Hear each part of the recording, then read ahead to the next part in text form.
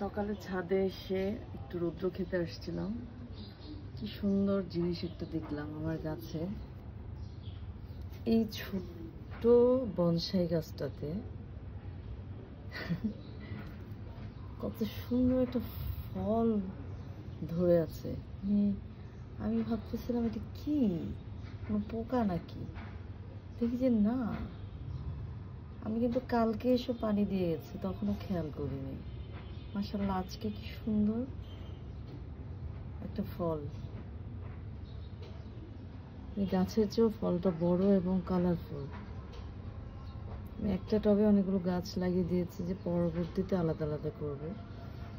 এটা হলুদ ক্যাকটাস আর এটা একটা বনসাই গাছ। পরবর্তীতে আমি এটা করবো, পটে দিব ভাবছিলাম।